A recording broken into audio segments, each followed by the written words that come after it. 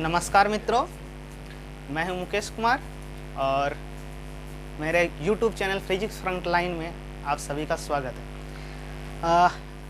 इससे पहले जो लास्ट वीडियो में हमने दिया था वो इलेक्ट्रोमैग्नेटिक थ्योरी का था, वो पहला लेक्चर था जिसमें हम बेसिकली किस पर बात किए थे, मैक्सवेल्स इक्वेशंस का। ठीक है, और मैक्सवेल्स इक्वेशंस का हम चारों इक्वेशन का हम डिडक्शन बताए थे, उसमें चारों इक्वेशंस के बारे में हल्का फुल्का जिक्र भी किए थे और बाउंड्री कंडीशन के बारे में हम बोले थे कि नेक्स्ट लेक्चर में इंट्रोड्यूस किया जाएगा। तो आज हम बाउंड्री कंडीशंस के बारे में डिस्कस करेंगे।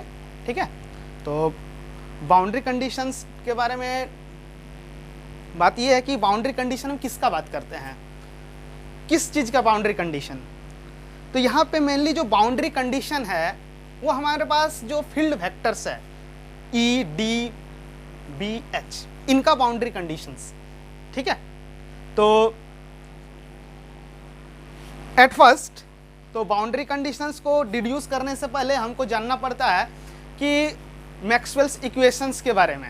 ठीक है, तो चूंकि चारों मैक्सवेल्स इक्वेशन लास्ट क्लास में हमने डिस्कस कर दिया था, तो अभी देख रहे हैं यहाँ पे हमारे पास ये चार मैक्सवेल्स इक्वेशंस हैं इन इंटीग्रल फॉर्म, इन इंटीग्रल फॉर्म। ठीक है, तो अब देख रहे हैं जो पहला है हमारा d dot D S equal to Q F. Q F is the free charge. ठीक है, Q F is the free charge.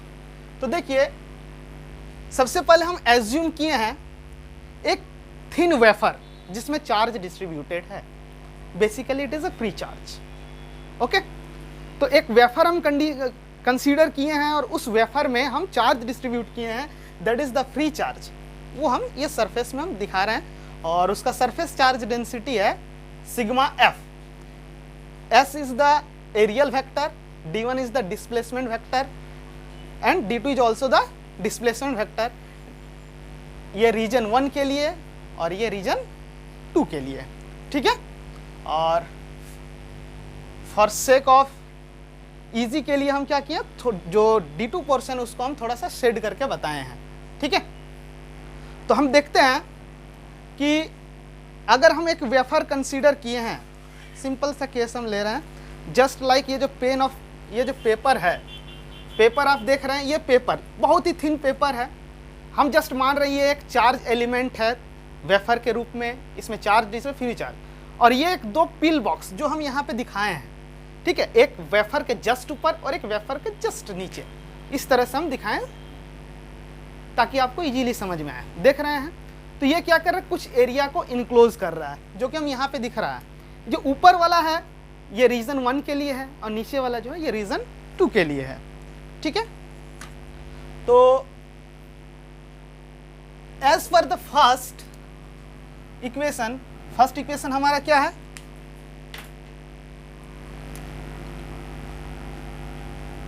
d dot D S is equal to Q F. ये फर्स्ट इक्वेशन है integral form में। ठीक है, अगर हम इस पिल बॉक्स के लिए बात करेंगे तो हम इसको किस तरह से एक्सप्रेस करेंगे। तो यहां पे हम क्या देख रहे हैं कि जो हमारा वेफर है उसमें दो साइड है, एक अप साइड और एक डाउन साइड है। ठीक है, तो बेसिकली इसके लिए टोटल जो एरिया इनक्लोज होगा, तो इसके लिए टोटल एरिया इनक्लोज कितना होगा, ये ऊपर का टोटल एरिया लिया जाएगा और इसके साइड में जो भी एरिया है, क्योंकि ये क्लोज इंटीग्रल में है। ठीक है, तो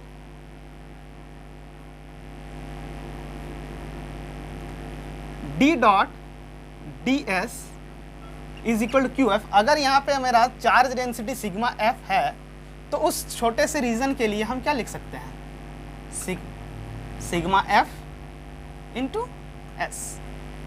छोटे से रीजन के लिए चार्ज मेरा ये हो जाएगा। ठीक है, और ये अगर क्लोज इंटीग्रल को अगर हम टोटल में ब्रेक करेंगे, क्लोज इंटीग्रल को टोटल में अगर हम ब्रेक करेंगे तो हम क्या देखेंगे, जो हमारा चार्ज है सिर्फ और सिर्फ हमको क्या मिलेगा, इस सरफेस के थ्रू मिलेगा और इसके जस्ट बॉटम सरफेस के थ्रू मिलेगा। क्यों, क्योंकि जो हमारा यहाँ पे जो चार्ज के लिए जो हम एलिमेंट चूज किए हैं वो एक वेफर जैसा बहुत ही थिन है, तो across the thickness there will be no charge और नेग्लिजिबल चार्ज। तो उस केस में हमारा जो साइड का जो एरिया है वो हमारे पास क्या है, वो नेग्लेक्ट हो जाएगा। तो सिर्फ क्या मिलेगा, just up and down surface. तो उस केस में हम क्या लिख सकते हैं, d1 dot s minus d2 dot s equal to sigma f to s। Okay, अब हम बात करते हैं कि इसको अब हम किस तरह से एक्सप्रेस करेंगे। यहां पे देखिए हमारा डॉट प्रोडक्ट है, तो डॉट प्रोडक्ट यहां पे होगा, तो अगर इस डॉट प्रोडक्ट को अगर हम ब्रेक करेंगे तो एक क्या होगा, सरफेस के जस्ट नॉर्मल जाएगा और एक दूसरा सरफेस के अलोंग में जाएगा। ठीक है, तो चूंकि हमारा जो डॉट प्रोडक्ट में जो हमारा जो वैल्यू हमको मिलेगा, तो अलोंग द सरफेस हमको कुछ नहीं मिल रहा है, 90 कंपोनेंट मिलेगा, 0 आएगा। तो हमको जो भी मिलेगा वो क्या मिलेगा, हमारा नॉर्मल कंपोनेंट मिलेगा। क्या मिलेगा, नॉर्मल कंपोनेंट। तो उस कंडीशन में हम क्या बोलेंगे, हमको जो मिलेगा d1 का परपेंडिकुलर वेक्टर माइनस d2 का perpendicular vector should be equal to the free charge, should be equal to the free charge. यहां पे हम क्या देख रहे हैं, ये जो डिस्प्लेसमेंट वेक्टर है हमारा, डिस्प्लेसमेंट वेक्टर वो हमारा जो है इंटरफेस में जो हम चार्ज एलिमेंट एज्यूम किए उसके ऊपर का रीजन और नीचे का रीजन, वो किस पे डिपेंड करता है, उसका परपेंडिकुलर कंपोनेंट पे, ओनली परपेंडिकुलर कंपोनेंट के। और जो दोनों का डिफरेंस है वो किसके बराबर होगा, उस सरफेस में जो हमारा फ्री चार्ज मौजूद होगा उसके इक्विवेलेंट होगा। अब देखिए इससे सिंपली हमको दिख रहा है कि दोनों का डिफरेंट एक नॉन जीरो क्वांटिटी। इसका मतलब क्या है, जो डिस्प्लेसमेंट वेक्टर है वो क्या है, हमारा discontinuous, it's a discontinuous across the interface. तो ये कंटिन्यूअस कब होगा, when there will be no free charge at this interface. Okay, तो this is the first boundary condition as per the displacement vector. Analogous to this, इसी के analogous हम इस पे अगर आते हैं दूसरा इक्वेशन पे, तो हम क्या लिख सकते हैं, b1 का परपेंडिकुलर वेक्टर माइनस b2 का perpendicular vector, this will be 0, क्योंकि यहां पे क्या है, हमारा 0 है। तो b1 का perpendicular vector is equal to b2 का परपेंडिकुलर वेक्टर। तो देखिए हम क्या देख रहे हैं कि जो डिफरेंट मीडिया इंटरफेस पे हमको क्या दिख रहा है कि जो d वेक्टर है वो हमारा डिसकंटिन्यूअस है, अगर वहां पे फ्री चार्ज है तो, लेकिन हमारा जो v वेक्टर है वो क्या, कंटिन्यूअस है। v vector is a continuous term. Okay, तो हम d वेक्टर और b वेक्टर के बारे में हम बात कर लिए। अब हमारे पास बचता है e वेक्टर और h वेक्टर। ओके,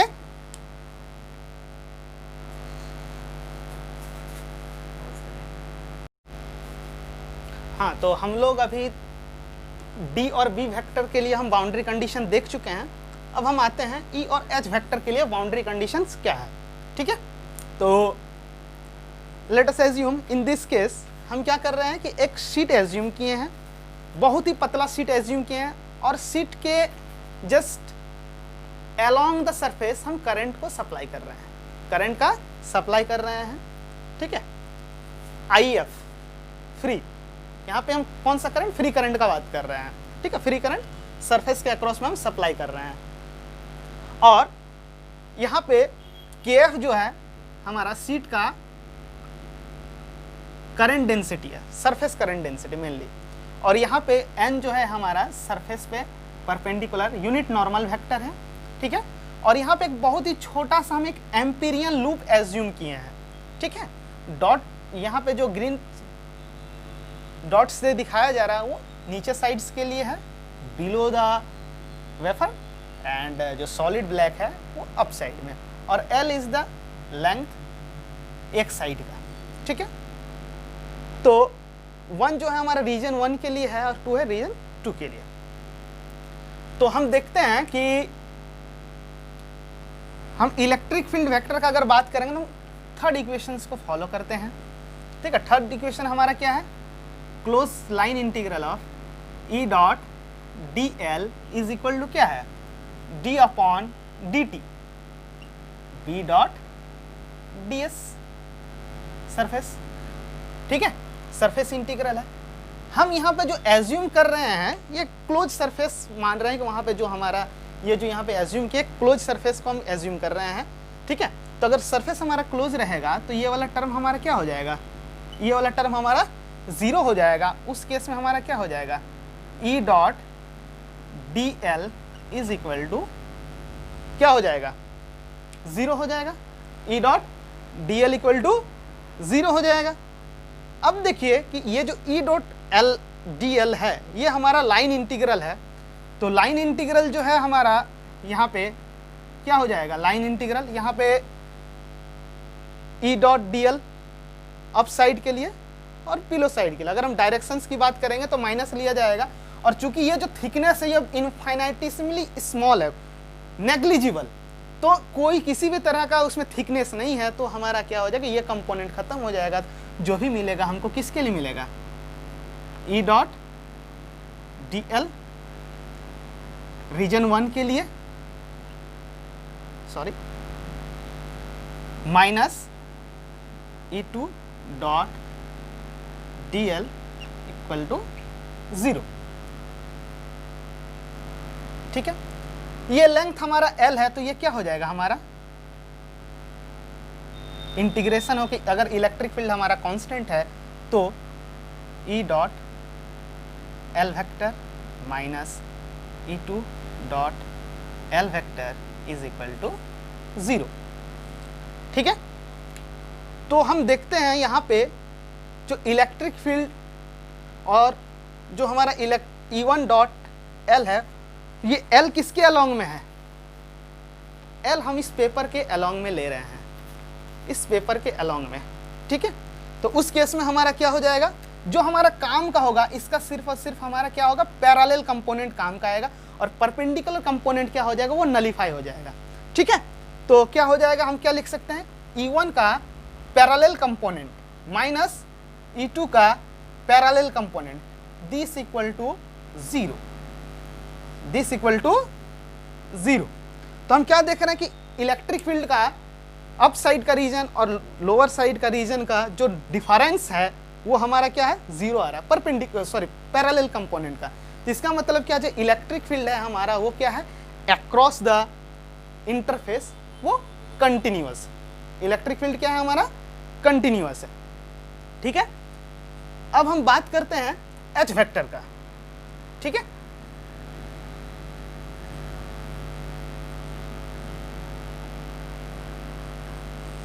तो एच वेक्टर में हम क्या देखते हैं कि H dot D L is equal to I F plus D by D T of D S. ये जो टर्म है, चूंकि चार्ज हमारा फ्री चार्ज कांस्टेंट, उसका डेरिवेटिव लेंगे तो वो हमारा 0 होगा। तो बचेगा हमारे पास क्या, H dot D L is equal to I F, and I F क्या है, फ्री चार्ज। इसको अगर हम फ्री करंट, इसको हम करंट डेंसिटी के रूप में अगर एक्सप्रेस करना चाहेंगे तो ये क्या हो जाएगा, H dot D L is equal to K F cross N dot L. Similar to third case, यहां पे हम क्या लिख सकते हैं, H1 dot D L minus H2 dot D L is equal to K F cross N dot L. तो ये हमारा क्या हो जाएगा, H1 dot L integration of H अगर हमारा कांस्टेंट है तो इसका क्या हो जाएगा, L कंप्लीट, क्योंकि वो लेंथ एलिमेंट जो है हमारा कितना लेंथ का लिए एज्यूम किए L लेंथ का। तो ये क्या हो जाएगा, H2 dot L sorry K F into N dot L. तो हम क्या देखें कि H1 dot L minus H2 dot L equal to क्या हो रहा है, K F cross N dot L. तो similar to the electric field case, यहाँ पे हमको क्या मिलेगा, H1 का parallel vector, parallel component minus H2 का पैरेलल कंपोनेंट, इन दोनों का डिफरेंस हमको क्या मिलेगा, के एफ यहाँ भी क्रॉस एन दिस मच। ये किस केस के लिए आया? हमारा मैग्नेटाइजिंग फोर्स के केस में। तो हम क्या देख रहे हैं कि जो मैग्नेटाइजिंग फोर्स है ये हमारा अक्रॉस द इंटरफेस डिसकंटिन्यूअस है, जबकि इलेक्ट्रिक फील्ड जो हो रहा था वो हमको क्या मिल रहा था? अक्रॉस द इंटरफेस कंटिन्यूअस आ रहा था। Continuity and discontinuity depends on what? हम क्या देखें पूरे डिडक्शन में? के एफ और सिग्मा एफ पे डिपेंड कर रहा है। अगर के एफ और सिग्मा एफ हमारा मौजूद नहीं रहेगा तो all the field vectors will be continuous across the boundary. Okay, I hope कि आपको बाउंड्री कंडीशन समझ में आया होगा, और अगर आपको इसमें कुछ डाउट्स हो तो आप उसको बेशक कमेंट कीजिएगा। कमेंट करेंगे तो हम एज सुन एज पॉसिबल हम उसमें रिप्लाई देंगे। और इसके साथ अगर आपको और कुछ टॉपिक्स के लेक्चर्स चाहिए तो आप उसको ज़रूर कमेंट कीजिएगा और उसमें मेंशन कीजिएगा, ठीक है। तो आप हमारे चैनल में बने रहिए, और आगे की और जानकारी के लिए आपको अगर चाहिए कि हाँ आपको और बेहतर चाहिए तो आप उसको ज़रूर सब्सक्राइब करेंगे, शेयर करेंगे, ठीक है। तो इसके साथ ही थैंक यू।